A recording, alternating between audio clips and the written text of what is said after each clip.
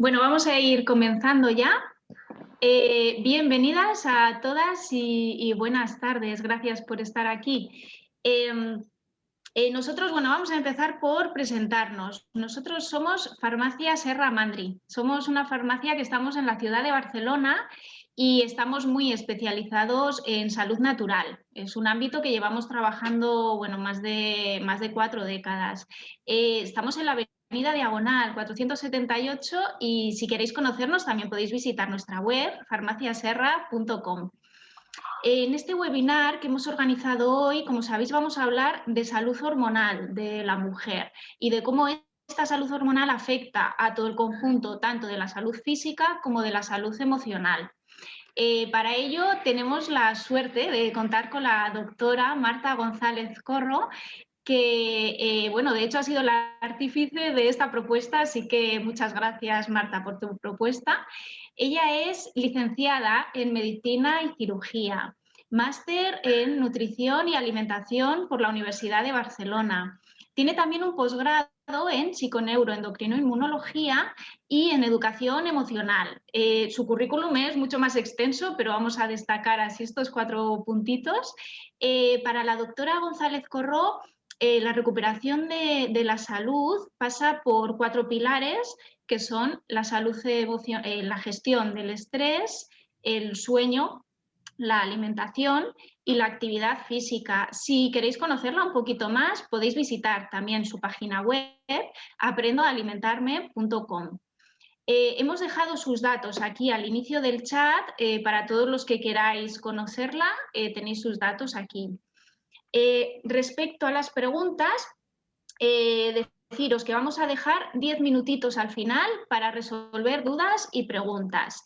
Entonces, podéis ir apuntando todas vuestras dudas en el chat a lo largo de toda la charla, según vayan surgiendo, y las iremos recopilando. Al final de la presentación haremos un repaso a todas las preguntas y sí que queremos hacer un apunte, y es que, por favor, intentad no hacer preguntas que sean de casos personales o casos particulares, ¿vale? Porque, bueno, este no es el ámbito más adecuado para responder preguntas sobre casos clínicos o consultas clínicas concretas.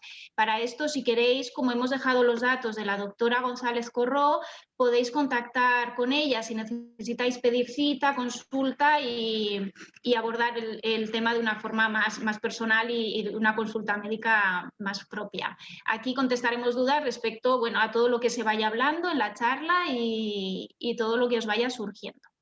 Entonces, voy a dar paso a la doctora González Corro. Vamos a ver. Hola, Marta. Hola. Bueno, pues oye, muchísimas gracias por estar aquí. Encantada. Y por mostrarnos todo lo que nos vas a explicar hoy. Deciros también que la sesión quedará grabada y también enviaremos la grabación, ¿vale? A todos los que os habéis inscrito, a todas las que os habéis inscrito, en este caso somos todas mujeres. Y os lo enviaremos, ¿vale? Para que podáis verla en diferido o incluso si la queréis compartir con quien queráis, podéis enviarles el vídeo, ¿vale? Así que yo me voy de aquí y luego al final ya otra vez me uno y hacemos la ronda de preguntitas, ¿de acuerdo? Me voy. Muy bien, todo tuyo, Marta. Bueno, voy a abrir el PowerPoint y para poderlo compartir. Ok. Bueno, antes que nada, bienvenidas, porque ya me imaginaba que solamente habrían mujeres, porque vamos a hablar de un tema que nos atañe a nosotras. Y voy a intentar, bueno, compartir durante un rato. Vamos a hablar de estrógenos y vamos a hablar. Bueno, una cosa importante que os quería comentar, esperar que estoy compartiendo pantalla, compartir. Vale. Entiendo que estáis viendo la pantalla. Gemma, supongo que Sí. se está viendo la pantalla. Vale, Sí, perfecto. se ve perfecto, sí. Vale, perfecto. ¿Y cómo puedo eliminar yo de aquí el... a ver, ya está. Vale. Bueno, no, ya está, ya lo he solucionado. Entonces, bueno, quería comentaros que, como veis, yo ni soy endocrino ni soy ginecóloga, ¿de acuerdo? Con lo cual, hoy no vamos a hablar de patologías, porque para eso, evidentemente, os van a poder hablar mucho mejor o una ginecóloga o un endocrino, que son los que tienen, evidentemente, muchísima más experiencia y muchísimos más conocimientos.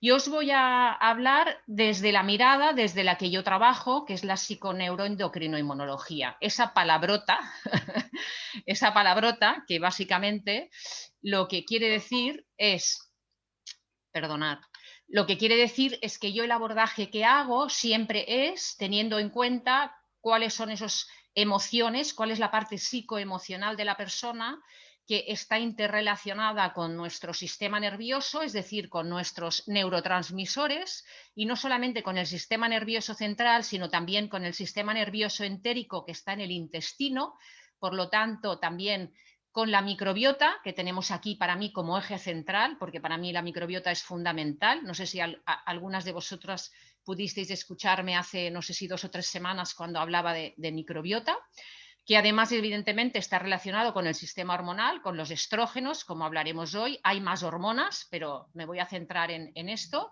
y con el sistema inmunológico, es decir, con el sistema inmunológico innato y el adquirido, pero vamos a hablar un poquito del innato, que es lo que sería la inflamación, que las citoquinas serían las responsables en algunos casos, según qué tipo de citoquinas, de la inflamación. Y como eje central, yo que como ya sabéis, y si no lo sabéis os lo digo ya, soy fan de la microbiota desde que la descubrí, pues hablaremos de lo que se llama el estroboloma. Entonces necesitamos que haya un equilibrio entre los sistemas hormonal, nervioso, psicoemocional, inmunitario e intestinal para que nuestra salud hormonal funcione.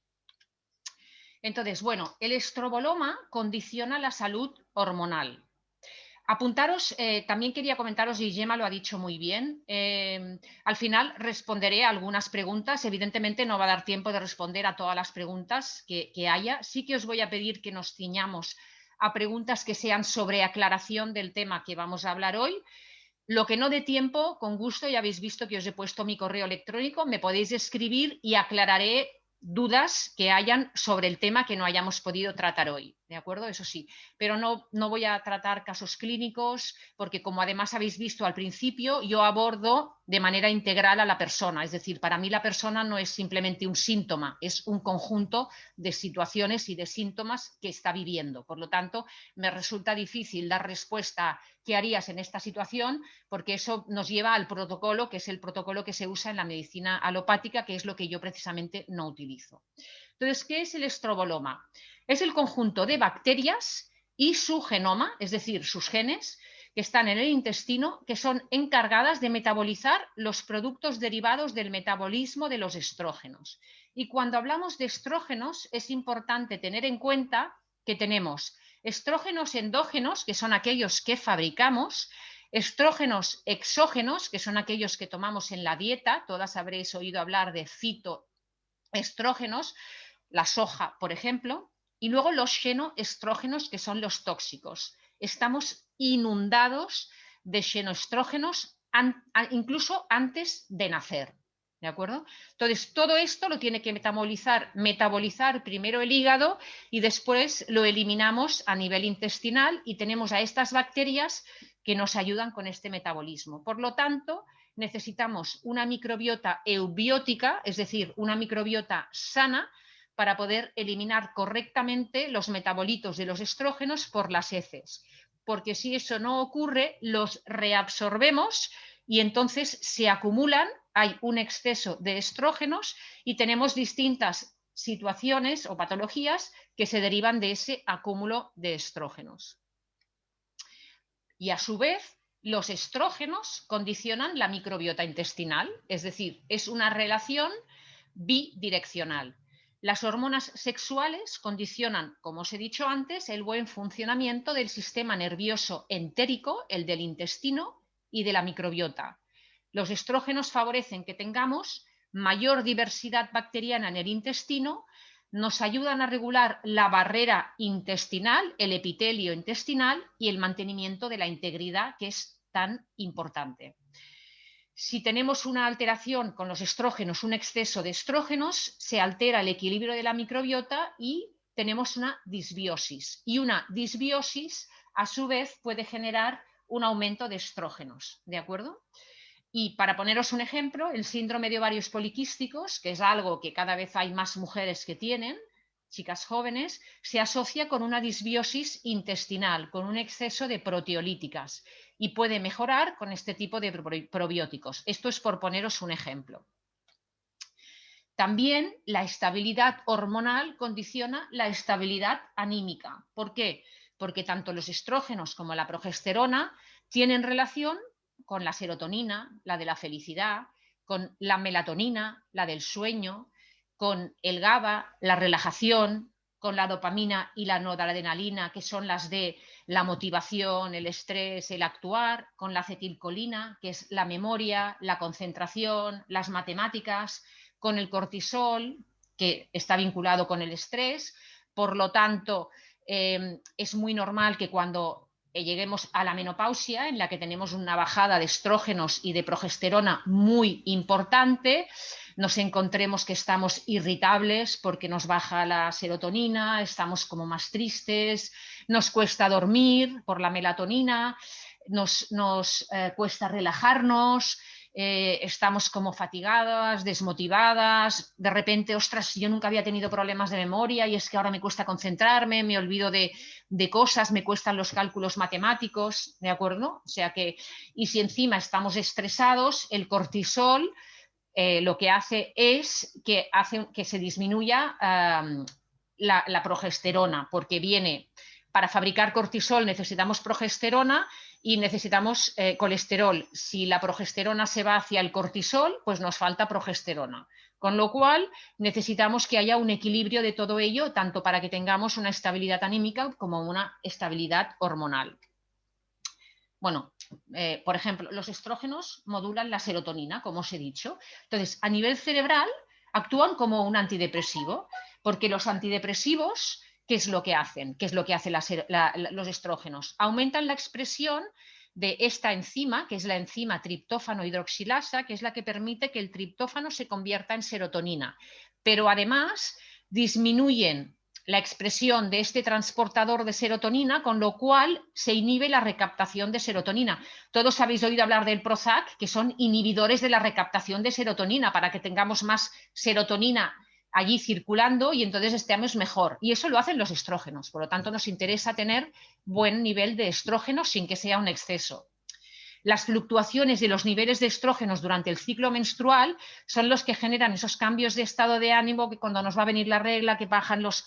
que cuando, bueno, a las que os va a venir, porque a mí ya no me viene, eso de, ay, estoy como más triste, tengo ganas de llorar, que ahí también puede influir la progesterona, ¿de acuerdo? Entonces, la microbiota, a su vez, modula también la serotonina, como a nivel intestinal, porque las bacterias intestinales producen serotonina. Os quiero recordar que el 90% de la serotonina se fabrica en el intestino. Y aquí tenemos a estos bichitos fantásticos que se encargan de esta producción de serotonina.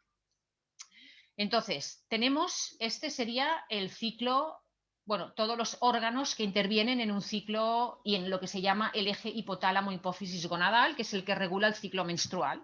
Tenemos en el hipotálamo la hormona liberadora de gonadotropinas, que es la GnRH, que estimula la hipófisis para que se libere LH y FSH. La folículo estimulante, que es la FSH, se libera la primera fase del ciclo y es la que hace... De hecho, mira, voy a poneros esta que se ve mucho mejor.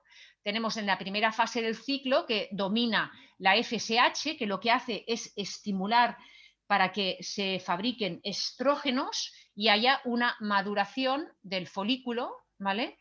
Hasta llegar a la fase de la ovulación, en la que hay un pico máximo de estrógenos, en la que aparece además el pico de la LH, y entonces el ovocito se desprende y se va de viaje a ver si alguien lo fecunda o no lo fecunda. Y el cuerpo que se queda allí, como si dijéramos el envoltorio, el cuerpo lúteo, lo que hace es fabricar progesterona, que sería la hormona de la segunda fase del ciclo. Y esto sería un ciclo menstrual normal.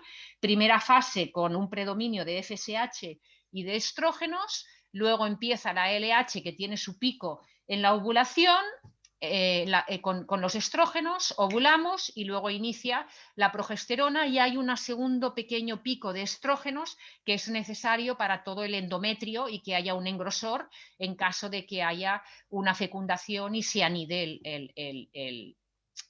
el ovocito, el óvulo ya fecundado, ¿no? Y si no, pues viene la menstruación. Lo normal es que haya un ciclo de 28 días y que el día 14, más o menos, sea cuando haya una ovulación.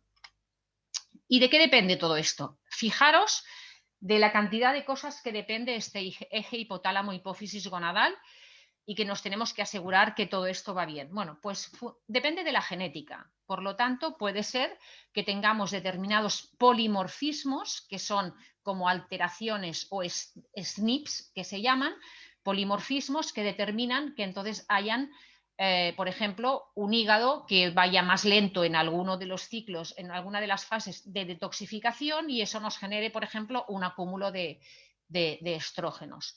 Luego, el embarazo. El embarazo es una parte crucial y es súper importante que como mujeres, de hecho, sería interesante prepararse para un embarazo, porque sería uno de los mejores regalos que les podríamos hacer a nuestros hijos. Si durante el embarazo la madre tiene un exceso de estrógenos, que ya os digo, puede ser que los fabriquemos o puede ser de fuera, y de fuera hay cantidad, como veremos, de xenoestrógenos, de tóxicos que actúan como disruptores endocrinos. Eso durante el embarazo ya condiciona tanto al niño como a la niña que van a nacer. ¿De acuerdo? Luego, evidentemente, la dieta, tanto la dieta de la madre durante el embarazo como la dieta que va a tener esa niña o que tenemos desde la infancia, el estrés, la microbiota y luego el hígado, que es la central detoxificadora por donde van a pasar los estrógenos. Entonces, como os he comentado, el embarazo es muy importante. Además, bueno, ahora me encantaría teneros a todas delante porque no veo a nadie. Yo estoy hablando sola. Me puedo imaginar que me estáis escuchando, pero estoy hablando sola. Entonces, si ahora levantarais la mano derecha, me gustaría que observarais si tenéis más largo el dedo índice o el dedo anular. Y entonces esto depende de que durante el primer trimestre del embarazo, que habitualmente es cuando tiene que haber un pico de testosterona, que es la hormona masculina, entonces tendríamos el dedo anular más largo. Cuando hay un exceso de estrógenos durante esta etapa, entonces tenemos el dedo índice más largo. El hecho de tener uno u otro más largo puede condicionar como os he dicho, el que tengamos exceso de estrógenos a lo largo de nuestra vida. Entonces, el perfil estrogénico sería el que ya conocemos de la típica mujer empera, que es una distribución de grasa tipo ginoide, con piel y mucosas bien hidratadas, porque los estrógenos producen una buena hidratación. Fijaros que cuando entramos en menopausia lo que hay es una piel más seca, la vagina más seca, todos los ojos más secos.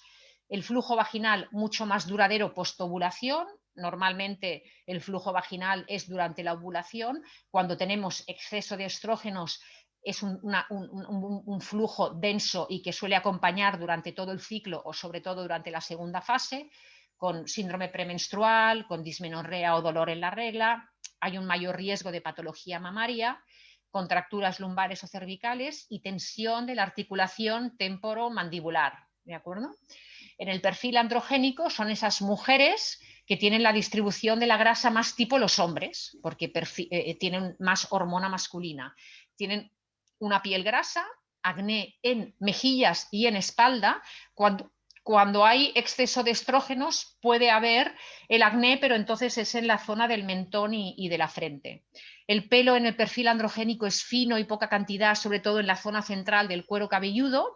Puede haber vello corporal, bigote, patillas. Este se relaciona mucho más con el síndrome de ovarios poliquísticos y con la resistencia a la insulina, aunque la resistencia a la insulina también está relacionada con el aumento de estrógenos. ¿De acuerdo? Entonces, bueno, otra cosa importante, ¿no? Hemos hablado del embarazo, pero si además del embarazo hay un exceso de estrógenos también desde nuestra más tierna infancia, ya sea porque estamos con disruptores endocrinos, que son toda una serie de sustancias tóxicas externas que se parecen a nuestras hormonas y se comportan como si fueran hormonas, que son todos, por ejemplo, los plásticos, los bisfenoles, los pesticidas, los fungicidas.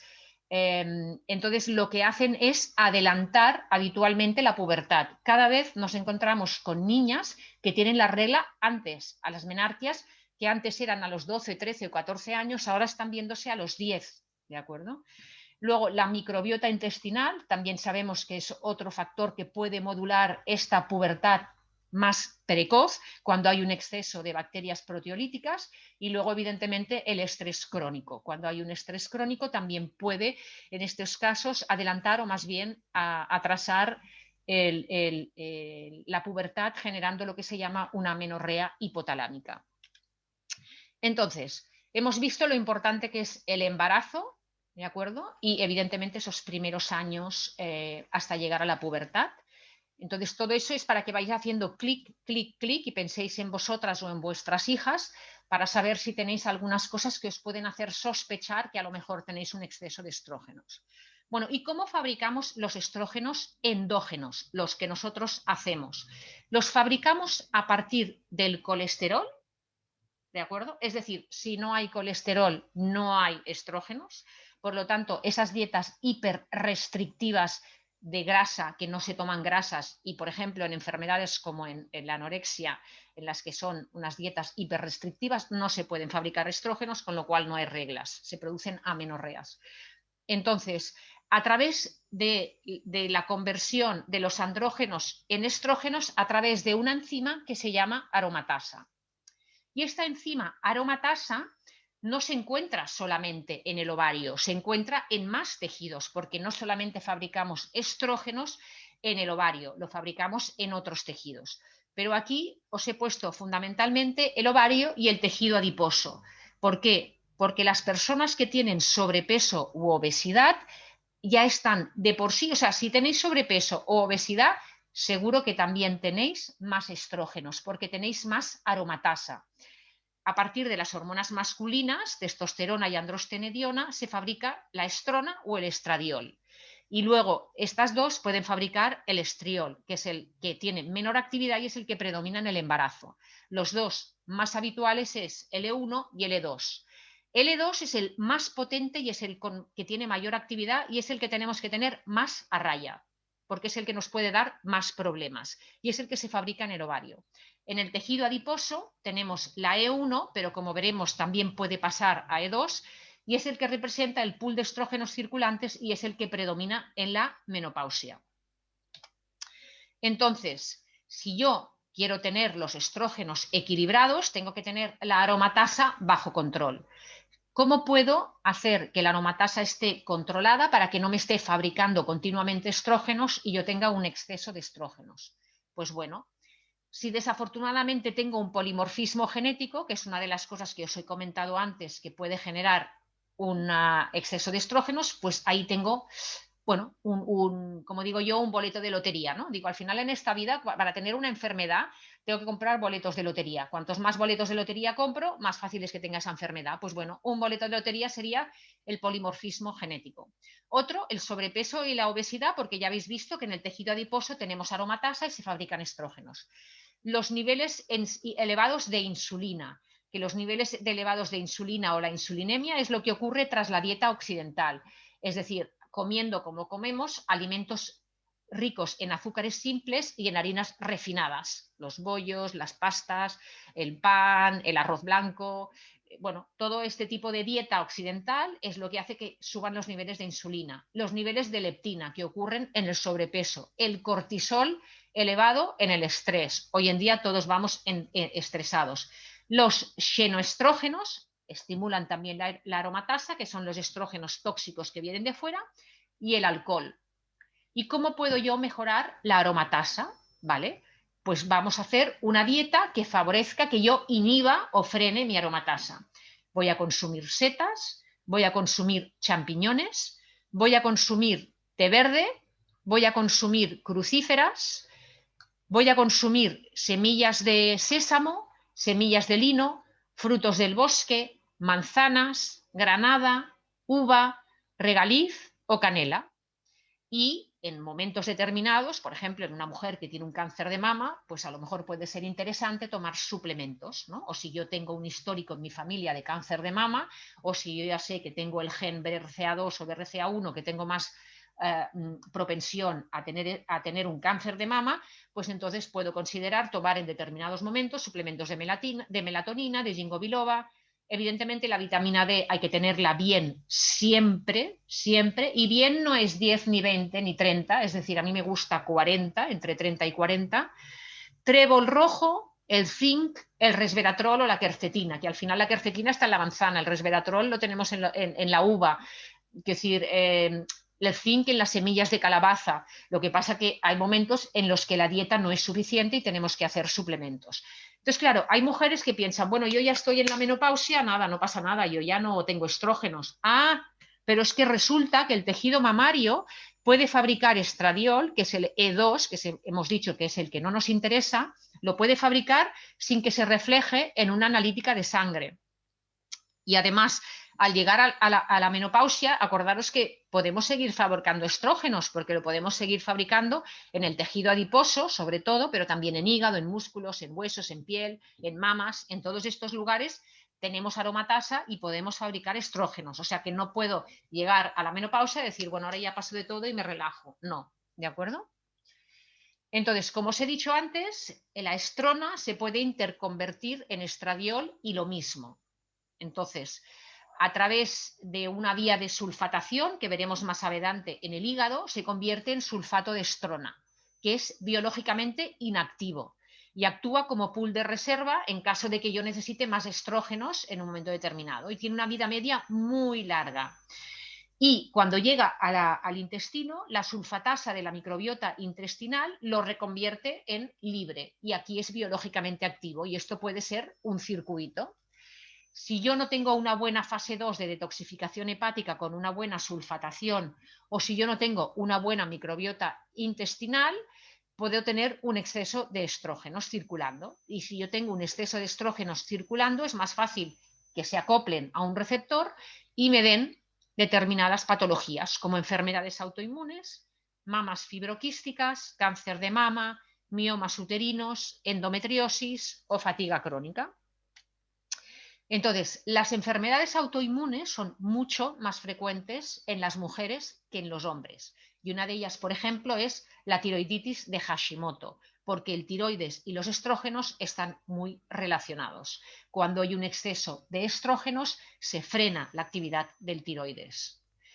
Entonces, según la Asociación Americana de Enfermedades Autoinmunes, las enfermedades, autoinmunes afectan hasta 3 veces más a las mujeres que los hombres y muchas de ellas están relacionadas con problemas inflamatorios del intestino, que generan una permeabilidad intestinal provocada muchas veces por un exceso de estrógenos y entonces eso hace que se abran las compuertas que digo yo, es decir, el epitelio intestinal y a partir de allí tenemos la vía perfecta para que nos aparezca una enfermedad autoinmune.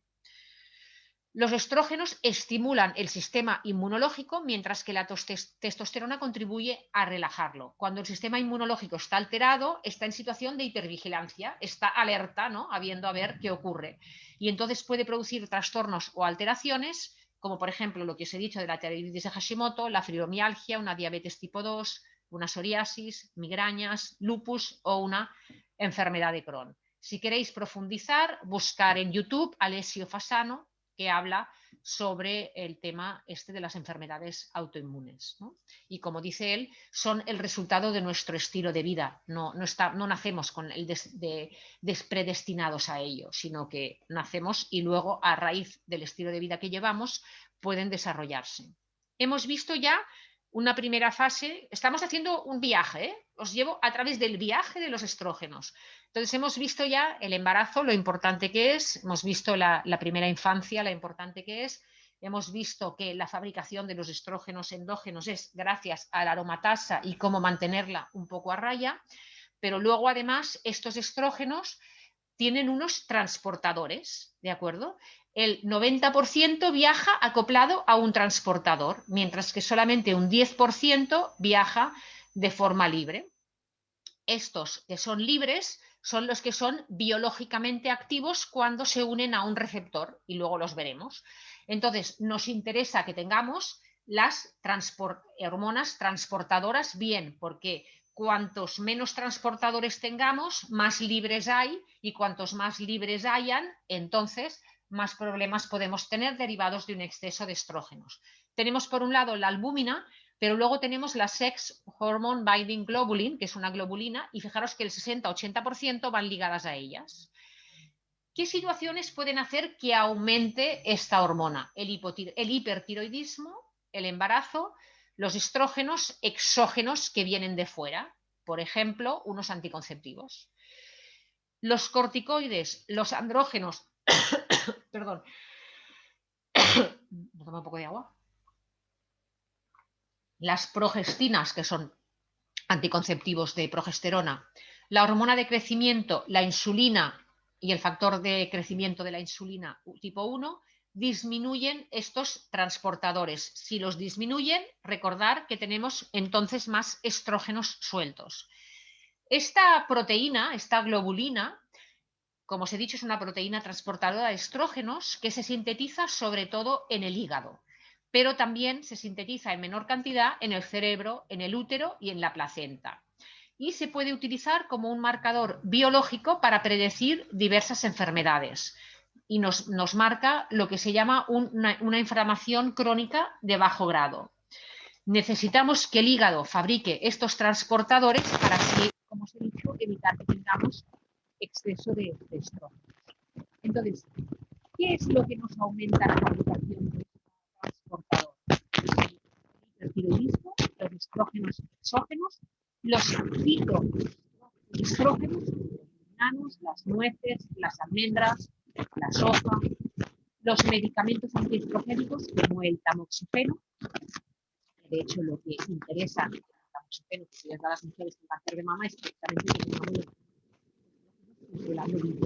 que Marta, disculpa, es que el micro no se te está escuchando ahora muy bien, no sé si ha pasado algo. algo. No. A ver, hola. Hola. Sí, se te estaba escuchando muy bien hasta ahora, pero ahora de repente no sé si ha pasado algo.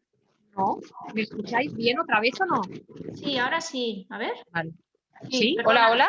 Sí, perdona la interrupción, No, sobre todo interrúmpeme si no se escucha bien, porque sí. ya me doy pena hablando sola si encima no me escuchan. No. Entonces sí que es para llorar.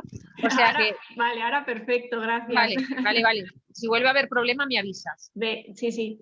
Ok, entonces la edad avanzada, la vitamina D, por eso nos interesa también tener buenos niveles de vitamina D, el ejercicio físico, la dieta vegetariana, que se cree que es por el aumento de fibra que modula la microbiota, el aceite de oliva y el café.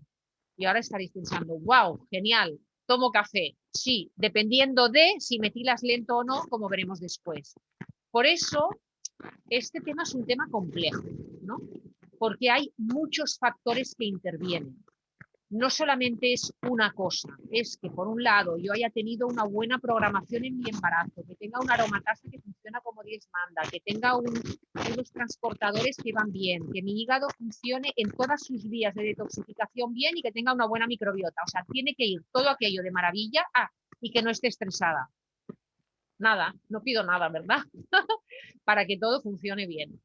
Bueno, ¿y qué es lo que disminuye? Que esto sí que lo tengo que tener a raya. Los andrógenos, las hormonas masculinas, los corticoides, la cortisona, el cortisol, el estrés, las progestinas, el sobrepeso o la obesidad, la resistencia a la insulina, la inflamación de bajo grado, el hígado graso o la esteatosis hepática, el ácido palmítico de las grasas saturadas, la leche de vaca, o la dieta rica en monosacáridos. Todas estas cosas que os he hablado, por eso he marcado en rojo la inflamación de bajo grado, generan una inflamación de bajo grado, que es la que tengo que mantener a raya.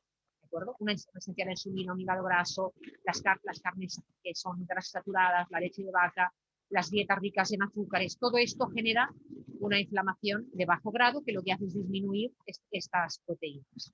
Bueno, mira, aquí os lo he puesto, no sé para qué me adelanto.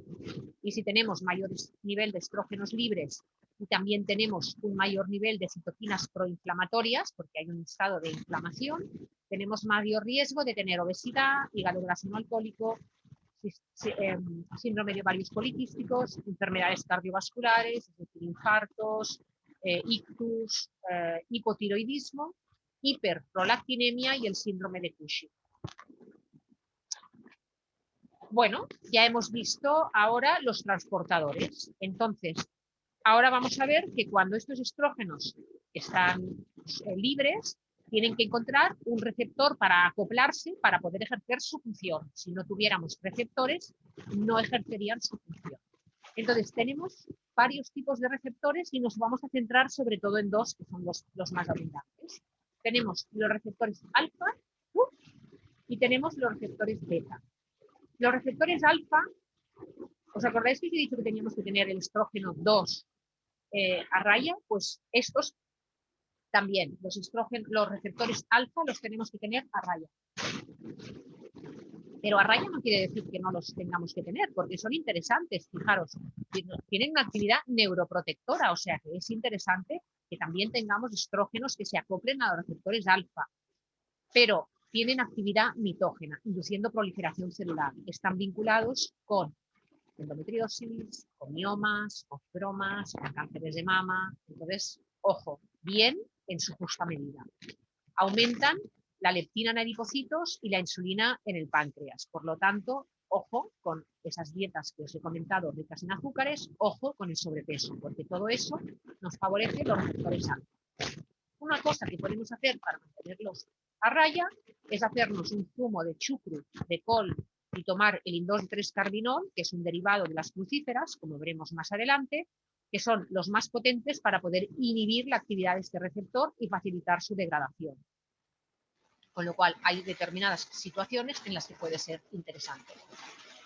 Y además limitar los xenoestrógenos, que son los estrógenos tóxicos que nos vienen de fuera, los disruptores endocrinos, porque estos van directos al receptor alfa. Algunos también, como los parabenos, van al receptor beta, pero muchos de ellos van al receptor alfa y lo estimulan. Los fitoestrógenos, que son los estrógenos de la dieta, son los que van al receptor beta, con lo cual estos nos puede interesar porque así es una manera de que si tenemos más beta tendremos menos alfa, porque los beta inhiben los alfa a través de unos receptores de membrana. Los beta tienen actividad antiproliferativa y reducen la inflamación intestinal. Entonces, bueno, la carne, cualquier tipo de carne, roja, blanca, amarilla y azul, violeta, los bisfenoles, los parabenos, pone parbenos, pero son parabenos, estimulan los receptores alfa. Y algo que los disminuye, el ayuno intermitente, pero el ayuno intermitente nocturno, es decir, cuando yo lo que hago es, por ejemplo, ceno a las 7 de la tarde y no desayuno el día siguiente hasta las 10 de la mañana. Eso lo que hace es disminuir los alfa. Si yo hago un ayuno intermitente diurno, es decir, yo desayuno, pero luego, por ejemplo, no como nada hasta las 9 de la noche, eso lo que hace es aumentarlos. Luego, el ejercicio tipo HIIT de alta intensidad, 45 minutos al día, también lo que hace es disminuir los receptores alfa. Y luego, los lignanos, la genisteína, el reishi, que es para mí un hongo fantástico, o sea, es para mí uno de los hongos estrella a nivel de modulación hormonal y además también ejerce un efecto sobre la microbiota y es antiinflamatorio, o sea que es fantástico. Y luego el indol-3-carbinol y el DIM, que son metabolitos de las crucíferas, ¿de acuerdo? Y luego tenemos los receptores beta, que cómo los podemos estimular con el regaliz, con el kuzu, con el ruibarbo, con el trébol rojo, con el Vitex agnus castus, con la salvia, con el lino, con el aceite de onagra y con todos los fitoestrógenos, que algunos son los que os he comentado aquí. Entonces, vamos a ver un poquito mejor a los fitoestrógenos. Tenemos los lignanos, las isoflavonas y los fumestanos. Por excelencia, podríamos destacar las isoflavonas y los lignanos, los fumestanos en menor cantidad. Los lignanos los encontramos sobre todo en las semillas de lino, también en los cereales y legumbres, pero sobre todo en las semillas de lino y en las lentejas. Pero para que sean útiles, los tenemos que poder transformar en enterodiol y en enterolactona, como veremos. Luego de las isoflavonas son la soja y sus derivados, por excelencia, pero también los garbanzos. Y los tenemos que poder transformar en hemisteína y daiceína. Y luego los cumestanos, fundamentalmente los tenemos en la alfalfa y en el trébol, ¿de acuerdo? Entonces, ¿qué son los fitoestrógenos? Son componentes fenólicos que encontramos en diferentes plantas con actividad hormonal estrogénica cuando se adhieren a los receptores de estrógenos, sobre todo los beta, que son por los que tienen mayor afinidad y que producen efectos protectores. Los lignanos, como os he dicho, solamente tienen actividad si somos capaces de transformarlos y para ello tenemos que tener una microbiota sana en metabolitos activos. Nos interesan porque favorecen un aumento de la globulina transportadora y nos inhiben la aromatasa, por lo tanto son excelentes. Y además pueden ayudar a reducir el exceso en tejidos sensibles como es la mama, el colon o la próstata, que son donde se pueden desarrollar cánceres hormonodependientes en estos tres tejidos. Entonces, para saber cómo consumir, pues podemos triturar las semillas de lino y guardarlas en la nevera, 2 cucharadas de postre al día. Sobre todo guardarlas en la nevera o en el congelador, porque las semillas de olinos se oxidan con facilidad. Lo mismo que si compráis aceite de lino, tenerlo en la nevera, porque si no se oxida con facilidad. Si lleváis una dieta macrobiótica o una lactovegetariana, siempre hay mayor producción de la enterolactona y del enterodiol que no una dieta omnívora. Las isoflavonas provienen de la soja y los encontramos, como os he dicho, la gemisteína y la daidicina, que son las formas inactivas. Para poder transformarlos en formas activas, eso lo hace la microbiota intestinal. Estáis viendo que la microbiota intestinal es fundamental y que muchas veces nuestro problema de estrógenos viene porque no tenemos una buena microbiota intestinal. Son las enzimas beta-glucosidasas las que una vez hidrolizados en el intestino lo que hacen es transformar en genisteína y daiceína. La genisteína se absorbe en el intestino delgado, pero la daiceína es la que se puede metabolizar en EQOL por nuestra microbiota del intestino grueso y tiene gran afinidad por los receptores beta, que son los que nos interesan.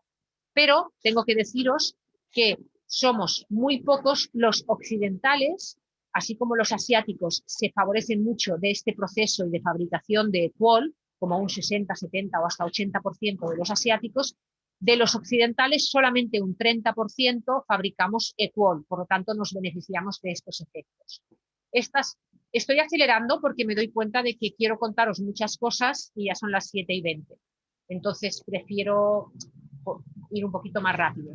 Estas son las enzimas, las enzimas beta de glucosidasa son las que se fabrican por nuestras bacterias intestinales y aquí tenéis un listado, siendo el Streptococcus thermophilus el más eficiente y el de una mayor actividad. Pero también os recuerdo una cosa, y es que la microbiota trabaja en equilibrio. Es decir, no se trata de que yo tome Streptococcus aislado, no. Si yo no tengo lactobacillus y bifidobacterias, que son mis microbiotas de homeostasis, no tengo una microbiota eubiótica.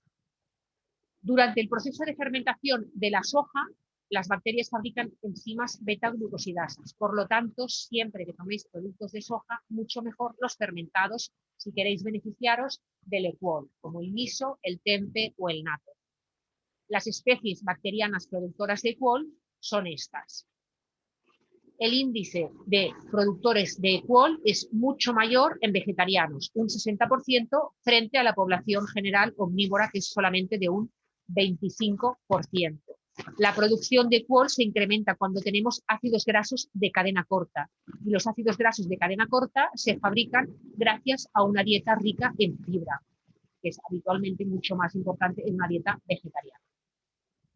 Aunque el consumo de productos lácteos fermentados y de almidón resistente también se relaciona con una mayor producción de EQOL. Por lo tanto, hay una hipótesis que plantea que la formación de EQOL podría ser incrementada mediante cambios en la dieta. Estos son todos los beneficios del EQOL. Mejora el HDL colesterol, los triglicéridos, la presión arterial, reduce grasa corporal, ácido úrico, previene osteoporosis, mejora los marcadores de inflamación, reduce el riesgo de cáncer de mama, de próstata y mejora el ratio de los metabolitos estrogénicos en orina, que luego compartiré con vosotros. Aquí tenéis nada, un artículo científico, como se ve que el Equol mejora en las células de cáncer de mama. Entonces, ¿qué os recomendaría yo para mejorar la salud hormonal? Bueno, pues que repartierais en 2 tomas el consumo de este tipo de alimentos. ¿Y por qué me diréis en 2 tomas? Porque la vida media de los metabolitos es de 8 horas. Entonces, lo repartís en 2 tomas. Ya sea legumbres, semillas, frutos del bosque, granada, fruta de la pasión, frutos secos, habas, el sésamo o el tahini y los fermentados de soja. Si a estos fermentados de soja los consumimos junto con probióticos y junto con almidón resistente, es mucho más fácil que se transforme en las formas activas de las isoflavonas y tengamos los beneficios de la transformación en Equol. Vale. Bueno, este era otro artículo. Entonces, vamos a hablar de los xenoestrógenos. Vivimos inmersos en xenoestrógenos. De hecho, os voy a recomendar, para no hablar yo tanto, que o leáis este libro o busquéis en YouTube a Nicolás Olea, que es, bueno, un referente. Pero prepararos para deprimiros, porque de verdad que yo la primera vez que lo escuché y cada vez que lo escucho, realmente estamos rodeados de disruptores endocrinos. La cosmética, los plásticos, los antiadherentes, los pesticidas que se hacen en los Marta, sí. Perdona, otra vez. Otra vez. Sí. Se Vale, estaba pues, oyendo un poquito mal, luego mejor y ahora otra vez. Pues no lo entiendo. Ya, no lo sé. No, pero avísame, por favor, ¿se oye bien ahora? Ahora sí, no sé si es al moverte o no sé.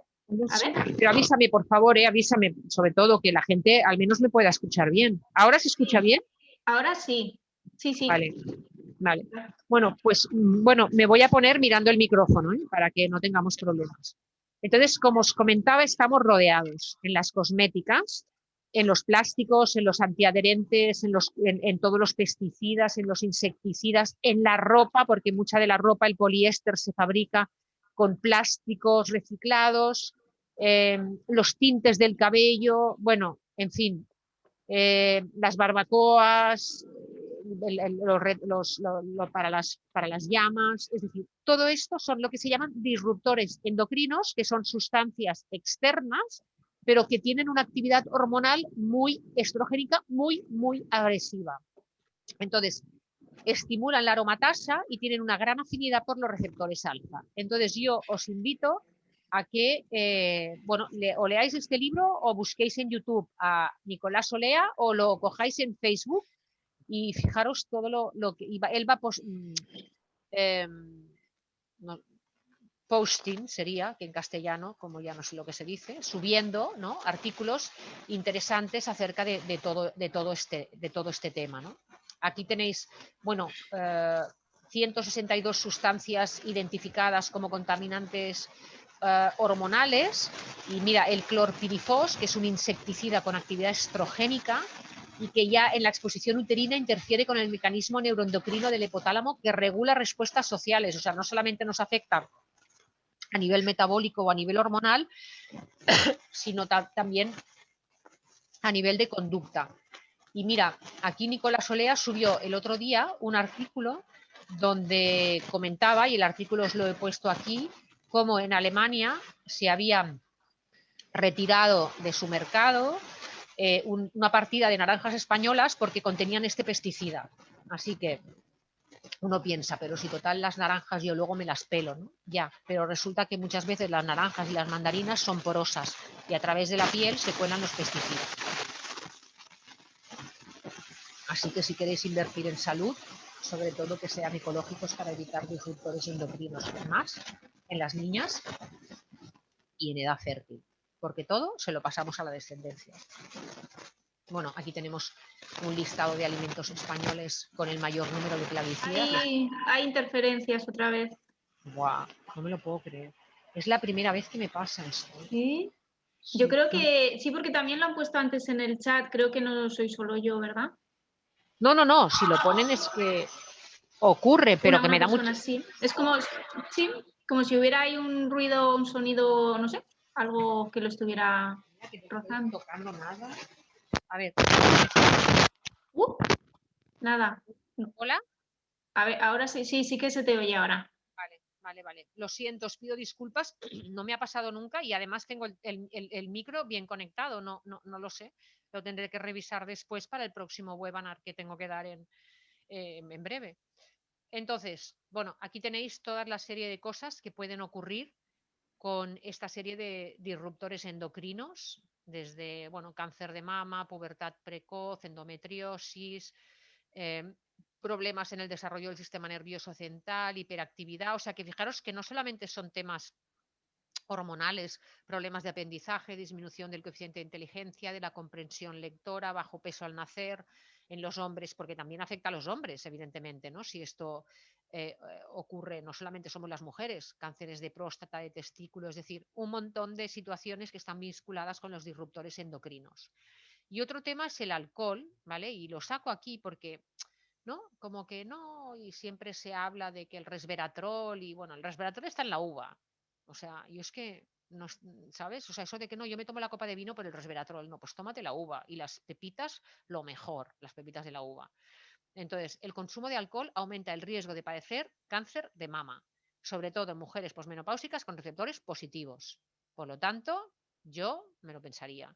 Activa la aromatasa, incrementa la síntesis endógena de estrógenos, puede aumentar la actividad del receptor alfa y altera la microbiota intestinal generando mayor reabsorción de estrógenos. O sea que no hay por dónde darle a que tiene resveratrol, porque produce todo esto. Entonces, ¿cómo puedo sospechar que tengo una acumulación de estrógenos? Tienes acné en frente, mentón y barbilla. Tuviste una menarquia precoz sobre los 10 años. Tienes síndrome premenstrual. Tienes dismenorrea, dolores menstruales importantes. Durante la menstruación, sangrado abundante y coágulos. Sobrepeso u obesidad sin un motivo aparente. Tienes varices o hemorroides. Tienes dolores en la zona sacra y en las rodillas. Flujo vaginal durante toda la segunda fase del ciclo. Tienes migrañas o dolores de cabeza relacionados con el ciclo menstrual. Tienes colon irritable, alternando estreñimiento con heces pastosas y sueltas. O a veces tienes estreñimiento todo el ciclo y de repente llega la regla y ¡buah! Vas de cine al baño. Padeces alguna enfermedad autoinmune, tienes depresión, ansiedad, fobias, bruxismo, problemas con la articulación temporomandibular, tienes alguna enfermedad autoinmune.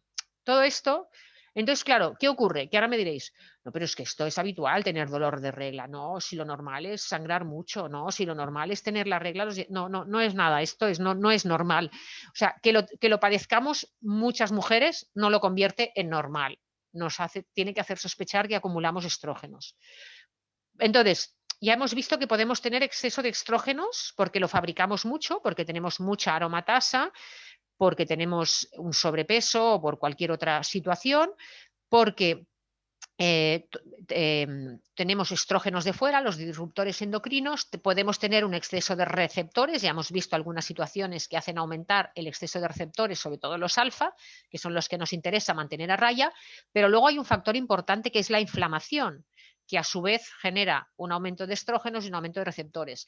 Pero muchos de los síntomas, si no hay inflamación, son síntomas mucho más leves. Por lo tanto, una pieza clave aquí es la inflamación, para que luego, dependiendo de dónde tengo yo esos receptores, si los tengo en las mamas, pues yo tenga una tensión mamaria o fibroadenomas, si los tengo más en el útero, pues sangrado abundante, miomas o fibrosis uterina, si los tengo en los ovarios, pues dolores de regla o quistes ováricos, si los tengo en el cerebro, dolor de cabeza o falta de concentración, en los huesos, edema óseo. O sea, dependiendo de dónde está ese exceso de receptores, si tengo una inflamación junto con un exceso de estrógenos, los síntomas pueden variar.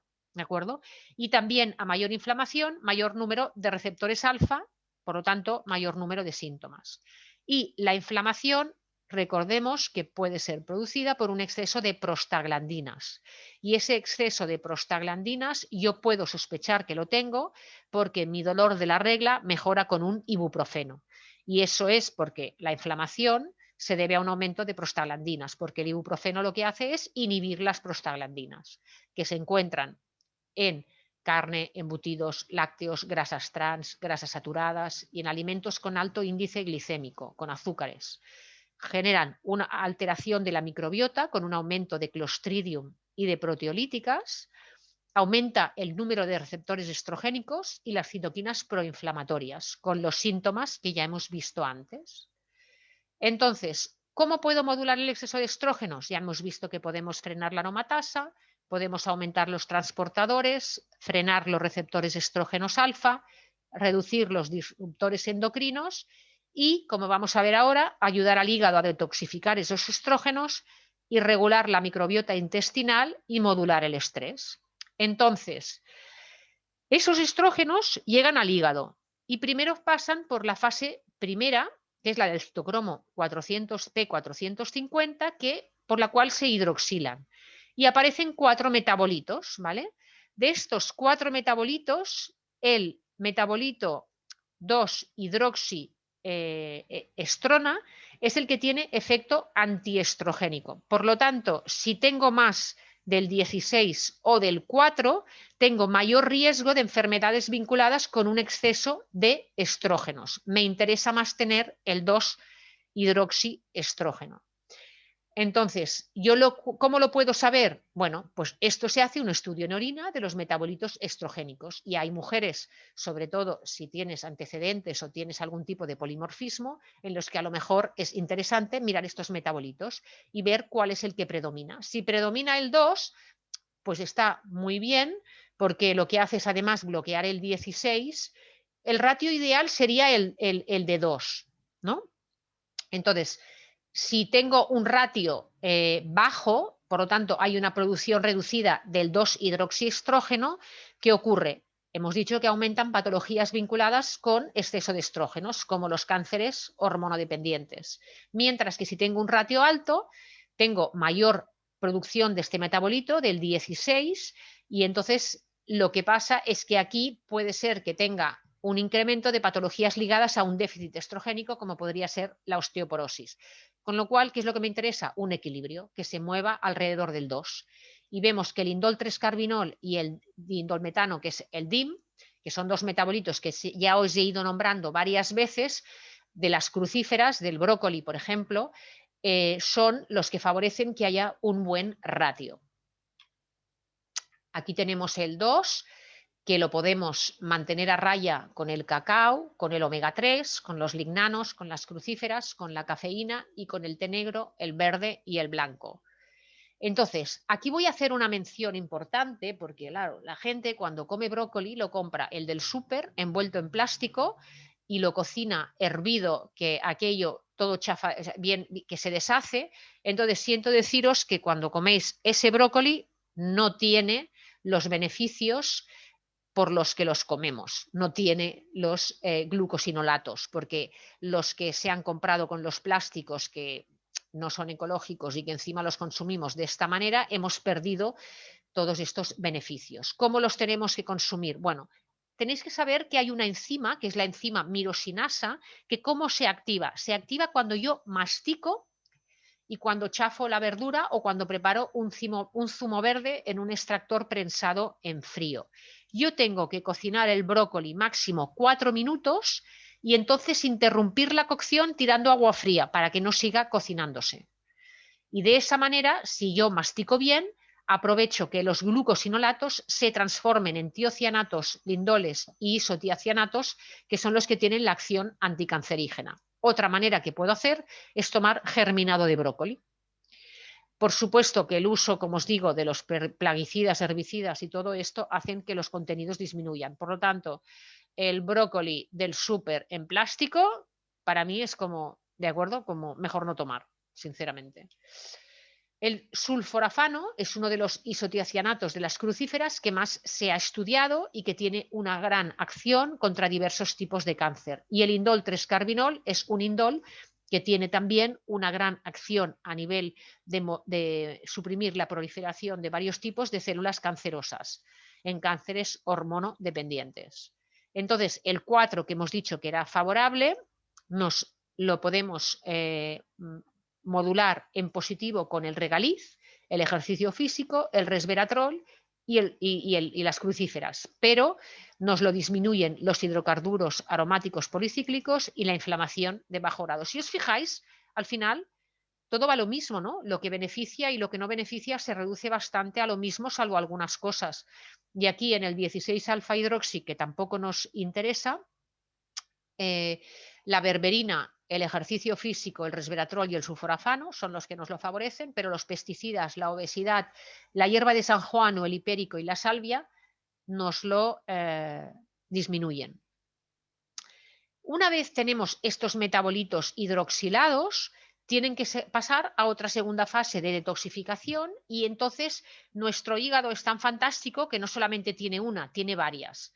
Con lo cual, si hay una que no va bien, pues podemos utilizar otras. Una vía es la metilación, pero en la metilación, además de pasar los estrógenos, también pasan las hormonas del estrés por ahí y algunos de los tóxicos. Por lo tanto, nos interesa que esta vía funcione bien, no solamente para detoxificar estrógenos, sino también para detoxificar las hormonas del estrés.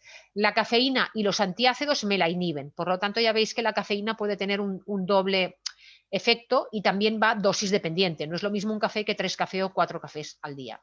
Mientras que el resveratrol, la N-acetilcisteína, el sulforafano y el ácido lipoico nos favorecen la vía de la metilación. Importante, si la metilación no va bien, estos catecolestrógenos se acumulan y se oxidan formando quinonas y semiquinonas que se pueden enlazar a nuestro ADN y actuar como promotores de un inicio de cáncer. ¿Cómo sé que metilo lento? Pues bueno, normalmente las mujeres metiladoras lentas son personas ansiosas, perfeccionistas, autoexigentes, organizadas, me gusta tener todo bajo control, un poquito obsesiva, nerviosa. Puedes tener dolores de cabeza, eczemas, contracturas, bruxismo por la noche, apretas los dientes. Y si haces una analítica en sangre, puedes tener un nivel de homocisteína superior a 12, aunque a partir de 10 ya podrías empezar a sospecharlo. Y tienes toda una serie de nutrientes que son los que facilitan que haya una buena metilación, las vitaminas B, 6, 2 y B12 y el ácido fólico, aparte del magnesio, la metionina y otros. La siguiente vía, que también es importante, es la sulfatación. La estrona y la 17-beta-estradiol pasan a través de la vía de la sulfatación. Y la vía de la sulfatación, además, también pasan la bilis, andrógenos, histamina, otra serie de sustancias que tienen que pasar por esta vía. ¿Qué es lo que inhibe o frena esta vía? Los plaguicidas, los ftalatos, pero también la naranja, la manzana, la uva, las grosellas, la cebolla, el ajo, el pimentón, la pimienta, la cúrcuma, la canela, la mostaza, el café, el té, el orégano, el romero o el tomillo. ¿Y qué es lo que me favorece la sulfatación? Las legumbres, sobre todo los azuquis, el trigo sarraceno, las semillas de calabaza, las semillas de girasol, las semillas de sésamo, el pulpo, el calamar y la sepia, que son muy ricos en molibdeno, que es necesario para una buena sulfatación. Dentro de las algas, la cochayuyo, que es como un chicle, el miso, el tempe, las habas, el kudzu, el trébol rojo y el omega 3. ¿Cómo sé que sulfato lenta? Sulfato de manera lenta. Pues es que los ajos te repite, la cebolla te sienta mal, los calçots, el pepino, el pimiento, cuando bebes vino o cava, como tienen sulfitos, te duele la cabeza, todo aquello como que va en bolsas que llevan sulfitos también te suele sentar mal. Si comes espárragos, tu orina tiene un olor muy fuerte. Y luego los alimentos que inhiben, como los cítricos o el ajo y la cebolla, también. Y luego algunos fármacos y tóxicos que inhiben la sulfatación son la aspirina, los ftalatos, que son todos aquellos que se utilizan en las cosméticas y también en tinte para pelo, los tóxicos ambientales, el estrés crónico y las infecciones virales crónicas también disminuyen la sulfatación, porque además la sulfatación es necesaria para que se fabrique la gastrina, que es la que nos ayuda para que no tengamos para que en el estómago no tengamos luego acidez. Por eso, cuando no hay una buena sulfatación, tenemos luego acidez y nos molesta el estómago. Y la otra vía es la glucuronidación. Esta es muy sencilla de saber si no la tenemos bien, porque normalmente, como por allí pasan los ácidos biliares, la bilirrubina, pues entonces tenemos unas heces pastosas, flotantes, de color marrón claro verdoso, y tenemos ictericia, ¿no? que se ve a nivel la conjuntiva de color como amarillento e incluso la piel un poquito amarillenta, ¿no? Entonces, ¿cómo podemos favorecer esta vía? Con las legumbres, con los cítricos, con los frutos del bosque, con las alcachofas, las manzanas, las crucíferas, el té kombucha por excelencia. Estas personas tendrían que tener, pues cada día tomarse un chupito de té kombucha. La cúrcuma, el ejercicio regular, el descanso nocturno, la luz solar. Y fijaros que ahora que están tan de moda los ayunos intermitentes y los ayunos de todo tipo, estas personas deberían evitar el ayuno prolongado porque lo que hace es inhibir esta vía. Y el cardo mariano, exacto, inhibir esta vía. Y el cardo mariano lo favorece. Bien, ahora ya hemos pasado los metabolitos por la sulfatación, la metilación y la glucuronidación. ¿Dónde llegan? Al intestino. Y en el intestino necesitamos un buen estroboloma, porque si no hay un buen estroboloma, ¿qué ocurre? Que se reabsorben y no se eliminan por las heces. Y aquí sencillamente tenéis un par de artículos donde habla de este tema. Las dietas altas en proteína animal, las dietas altas en grasas animales, las dietas altas en azúcares y las dietas altas en procesadas, es decir, la dieta occidental, lo que hacen es aumentar el clostridium y aumentar las gram negativas, con lo cual aumenta la beta-glucuronidasa y aumentan los estrógenos libres que se reabsorben y todos los síntomas de los que hemos estado hablando de los estrógenos libres. Mientras que una dieta rica en fibra, si evitamos el alcohol, los xenobióticos, tomamos probióticos, alimentos pre y probióticos y el ejercicio físico, más los suplementos estos si es necesario, de esa manera tenemos un buen equilibrio de nuestra microbiota y un buen estroboloma. Bueno, no vamos a hablar de la progesterona porque no nos va a dar tiempo. Prefiero mencionar el tema del estrés porque hoy en día estamos llenos del estrés y el estrés tanto energético, es decir, energético quiere decir no consumir suficientes calorías, el estrés físico, como ocurre en muchos atletas de deporte de alto rendimiento, o el estrés psicoemocional, y estamos viviendo una situación ahora con esta pandemia, con el miedo, con el tema del trabajo, la gente que se está quedando sin trabajo y todo esto genera un estrés importante. Todo esto lo que hace es disminuir la progesterona porque hay un aumento de cortisol. Y como veréis, el cortisol viene de la progesterona. Por lo tanto, si estamos utilizándolo para fabricar cortisol, nos está fallando la progesterona. El cortisol agota estas reservas, tenemos entonces habitualmente lo que son ciclos menstruales más cortos, porque hay un déficit de cuerpo lúteo. Luego el cortisol hace que aumente la insulina y la aromatasa, por lo tanto aumentan los estrógenos y se produce un desequilibrio hormonal y un síndrome premenstrual. En el ovario, fijaros que la vía tenemos del colesterol, la progesterona, los andrógenos y los estrógenos, pero es que en las glándulas suprarrenales fabricamos el cortisol, que es el que utilizamos cuando tenemos estrés. Si la progesterona la estamos utilizando para fabricar cortisol, no estamos utilizándola para fabricar estrógenos como necesitamos. Vaya. Entonces, ¿cómo podemos modular el estrés? A través del sueño, a través de la dieta, gestionando nuestras emociones, y para ello tenemos desde aquí un amplio abanico, desde la meditación, el mindfulness, el yoga, la gratitud, cada vez hay muchísimas más, la coherencia cardíaca, la gestión emocional, la actividad física. Entonces yo aquí, que os lo ha comentado Gemma al principio, yo siempre con mis pacientes les digo que para mí la salud tiene 4 pilares y estos pilares son la alimentación, el sueño, la actividad física y la gestión emocional. Y si yo tuviera que decir cuál es el más importante, os diría que es la gestión emocional, es el estrés. Ya puedes comer todo lo ecológico que quieras, ya puedes correr, que además corremos en exceso. Cuando digo corremos me refiero a que la actividad física, todo lo bueno que tiene la actividad física, hasta un punto, deja de tenerlo cuando me paso. Es decir, el deporte de alto rendimiento no es saludable. Y también es importante dormir, porque cuando nosotros dormimos es cuando regeneramos. Por lo tanto, todos estos factores son vitales, pero si yo tuviera que escoger uno y os dijera, a ver, ¿dónde ponéis la energía primero? Sería en el estrés. Ese es el que más daña y de hecho es el que estamos viendo, con el que está vinculado con cantidad de patologías que tenemos hoy en día. Entonces, aquí os pongo un modelo, porque no podía evidentemente dejar de ponerlo. Por ejemplo, de un modelo para modular estrógenos. Desayuno, pues tortitas de trigo sarraceno con humus y arándanos y té verde. un pan de semillas, que yo les digo a mis pacientes cómo hacérselo y yo me lo hago en casa y es bien sencillo, con tomate, aceite de oliva virgen, un jamón ibérico y un té kombucha, un smoothie con bebida de almendras, frambuesas, semillas de lino, proteína de guisante y cacao, un porridge de chía con moras, crema de cacahuete y un té sencha, un pan de trigo sarraceno con compota de manzana, nueces picadas y kéfir. Si además tomáis ahora no me saldrá, los coquitos de Brasil son ricos en selenio.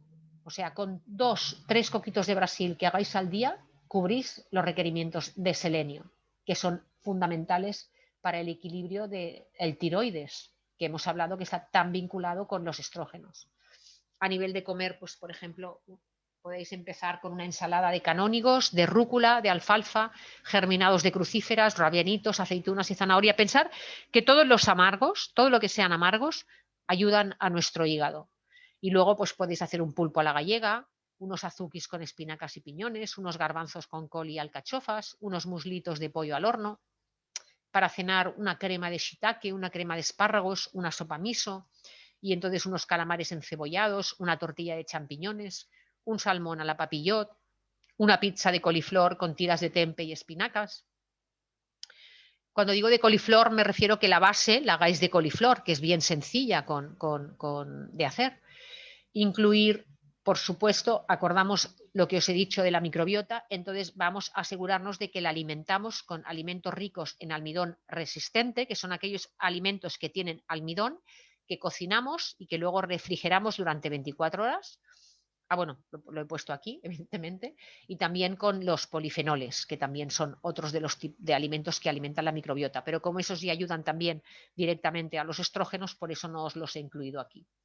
Los fermentados, que tenemos el yogur, el kéfir de agua, de leche o de leche de coco, los quesos, el chucrut, el kimchi, al que le guste un poco picante, el kimchi es delicioso, a mí me encanta. El encurtido en salmuera, los fermentados de soja y luego las bebidas como el kombucha y el vinagre de manzana sin pasteurizar. Es decir, todo lo que compréis del súper, que son vinagres pasteurizados, yogures pasteurizados, todo eso elimina todos los microorganismos, por lo tanto, no sirven para nada. Luego los ponifelones, como os he dicho, el cacao en polvo, es decir, un chocolate que os compréis, o sea, lo ideal es el cacao en polvo, pero si os compráis una tableta de chocolate, que si es dulce, ya no tiene mucho polifenol, ha de ser más del 85%, ¿eh? Luego, especies, ¿no? Hay que aprender a cocinar con especies, con clavo, menta, pimienta negra, cayena, todo este tipo de especies. Frutos rojos, el consumo de 25 gramos de arándanos silvestres nos genera un aumento de lactobacilos y bifidobacterias, que son la microbiota de homeostasis, que son las que necesitamos tener bien para poder para que el estroboloma funcione como Dios manda. Y aquí os dejo una serie de libros que, mira, el de Chevy Verdaguer, que me imagino que lo conoce todo el mundo. Lo único que pasa con el libro de Chevy es que a mí me llega todo el mundo con el libro, que se lo ha comprado. Y luego, claro, es un libro complejo, porque Xavi sabe mucho y pone mucha información, pero para el público general a veces es un libro complicado, ¿de acuerdo? Pero luego tenemos este de fertilidad natural, que es fantástico, de Virginia Ruy Pérez, que la verdad os invito a leerlo. Este de This is Your Brain on Birth Control, para que veáis todos los cambios que ocurren a nivel cerebral en las mujeres que toman anticonceptivos. Y este es Your Body in Balance, que también es cómo equilibrar tus hormonas a través de la alimentación, de Neil Barnett, que a lo mejor algunas de vosotros ya lo conocéis. Estos 4 libros son fantásticos, ya tenéis lectura para esta Semana Santa si es que estáis confinadas y no podéis ir a ningún sitio. Y simplemente daros las gracias, espero que todavía sigáis por ahí. Y vamos a contestar alguna pregunta y aquí con gusto cualquier cosa podéis escribirme y yo de verdad que vamos a contestar ahora alguna y luego ya os contestaré por correo electrónico. Gracias, Gemma. Gracias, Marta. Bueno, ha estado súper interesante. Ha habido un par de personas que han tenido que irse y nos han puesto en el chat que muchísimas gracias y que ha estado muy interesante, que mirarán la grabación. Sí que ha habido un par de preguntas. Una creo que más o menos ya ha quedado contestada, que es ¿dónde encontramos los xenoestrógenos? Buah. ¿De dónde Pues pueden mira, proceder? Y en la alimentación, por ejemplo, si están presentes. Los xenoestrógenos están en todos los... Mira, os voy a poner además una... espera, es que me quiero poneros una que es que ha ido un poquito rápido y Sí, entonces... es que sí que has puesto una diapositiva, por eso ya Sí, más pero o no menos se ha podido ver mucho. Mira, ha quedado aquí la tengo, contestada. Ujú. ¿vale? Mira, los xenoestrógenos son sustancias que están en los plásticos, ¿de acuerdo? Todo lo que tenga plástico, los bisfenoles y el BPA, son xenoestrógenos y actúan como disruptores endocrinos. En los parabenos y en los ftalatos, en las colonias, en los maquillajes, en los tintes, en los pintalabios, esos pintalabios tan maravillosos que anuncian diciendo, te duran todo el día, vale, pues ya sabemos por qué te dura todo el día. Esa colonia que te pones a las 8 de la mañana y a las 8 de la noche sigue oliendo, tiene ftalatos. ¿De acuerdo? Entonces, el teflón, todos los productos de cocina que son antiadherentes, estos también llevan xenoestrógenos. Y luego, en muchos como os he comentado antes, en los cultivos, los pesticidas y luego los insecticidas. Pero es que además, fijaros aquí, la ropa, o sea, como no lleves una ropa que sea 100% algodón o de seda o etcétera, la ropa, el poliéster, viene del plástico reciclado. Por lo tanto, ahí también en nuestra ropa, en nuestros muebles, en la mesa, en las sillas, o sea, respiramos, tocamos, o sea, es muy difícil mantener, o sea, una cuota de xenoestrógenos tenemos. De hecho, Nicolás Olea ha hecho estudios en madres embarazadas y orinan xenoestrógenos. En el líquido amniótico de los niños que nacen hay xenoestrógenos. O sea, es muy Madre mía. difícil. No, no, es muy difícil. Por eso os digo que cuando miréis el vídeo de Nicolás Olea, después os ponéis una comedia, porque si no no vais a parar de llorar. Pero me refiero que al menos hay que tener conciencia para que todo lo que está en mi mano, yo evitarlo, ¿sabes? Ujú. Vale. Vale, otra pregunta. En el tema de las vías hepáticas, Sí, ¿puede darse el caso que tengas dos vías lentas? Por ejemplo, sí, metilación y sulfatación a la vez. y tres, Ah, que es vale. una pena, porque yo me encuentro con gente que sulfata lento y metila lento. Entonces, aquí también os digo una cosa. Esto, como le digo yo a mis padres, que también me hicieron regalos, este es un regalo que viene de papá o mamá. O sea, es verdad que yo también puedo hacer un esfuerzo por mejorar, pero entonces, y esto como, o sea, realmente si lo quiero saber seguro, existen unos test genéticos que te permiten saber, y yo en determinadas mujeres con determinados riesgos invito a que se los hagan para saber exactamente, porque es verdad que hay algunos valores analíticos que me pueden hacer sospechar la DHEA y la HEA sulfatada, el ratio, o lo de la homocisteína para la sulfatación, la homocisteína para la metilación, pero puedes metilar lento y tener una buena homocisteína si hace las cosas muy bien. Entonces, realmente, si lo quieres saber, entonces es hacerte un test genético para saber cómo detoxificas. Y sí, puedes tener una, dos, tres. Y luego no solo eso, sino que a veces, esto era por no enrollarme, pero a veces tú puedes tener una fase 1, porque claro, al final, como os he dicho, hay una fase 1 y una fase 2. ¿De acuerdo? Entonces, la fase 1 yo eh, la puedo tener normal y la fase 2 todas las vías normales. Todo fantástico. Pero luego puedo tener una fase 1 rápida y una fase 2 lenta. Si la fase 1 es rápida y la fase 2 es lenta, se acumulan metabolitos intermedios que no nos interesan. ¿Os acordáis que os he dicho que los hidroxi, cuando no se pueden pasar por la fase 2 bien y metilar bien, se van a oxidar y entonces intervienen con nuestro ADN favoreciendo las vías de cancerización, de promover cáncer? Por lo tanto, tampoco me interesa, dice, qué bien, no, pero yo mi vía fase 1 va bien. No, sí, claro, pero si la 2 no va bien, o sea que al final lo que me interesa es que también haya un equilibrio, ¿no? Eso sí que es interesante. Claro, vale. Y una última pregunta que teníamos respecto a la kombucha. Claro que por lo que dicen, como contiene alcohol y el No, alcohol no no, lo no, no, no. recomiendas en No, absoluto. no, no, no contiene alcohol, como el azúcar, Ah, no, no, no, no contiene alcohol. O sea, ah, es una fermentación lactoalcohólica, pero no contiene alcohol ni contiene azúcar, que es lo que mucha gente tiene miedo, ¿no? Que me dice, no, pero no, se utiliza azúcar que utilizan de sustrato las bacterias que hay allí, pero luego eso no tiene azúcar, salvo que te compres un kombucha, que los hay algunos kombucha que vienen con añadidos, por ejemplo, hay algunos que van con zumo de uva. ¿sabes? Y entonces en la combinación sí que puede ser que se añadan, pero esto es como todo, o sea, al final yo siempre también lo que le digo a la gente es que tiene que leer etiquetas. O sea, cuando me vienen a ver, lo primero que les digo es, a partir de ahora vamos a leer etiquetas, porque eso de ir al súper y comprar y meter, no, hay que empezar a leer etiquetas y saber lo que pongo en mi cesto del supermercado y no comprar nada que tenga más de 3 o 4 ingredientes. Porque si tiene más de 3 o 4 ingredientes es que me están poniendo un montón de cosas que yo no son las que necesito, ¿no? Esta es la otra cosa que a lo mejor sería interesante un día hablar de cómo leer etiquetas, ¿sabes? Cuando Sí, uno... es un máster esto. Sí, la Vale, verdad o es que sea que la kombucha, a pesar de la fermentación, no contiene alcohol. no. Vale, ¿y la cantidad que recomiendas al día o a la semana? Pues un chupito diario, Ujú. un chupito. O sea, al final también en el tema de los fermentos, bueno, evidentemente también depende. Si tienes una glucuronización lenta, pues cada día. Si no, pues te lo recomiendo porque lógicamente es un fermentado y va bien para tu microbiota. Pero yo también en el tema de los fermentados siempre recomiendo variar. Es decir, no tomar cada día kéfir de cabra.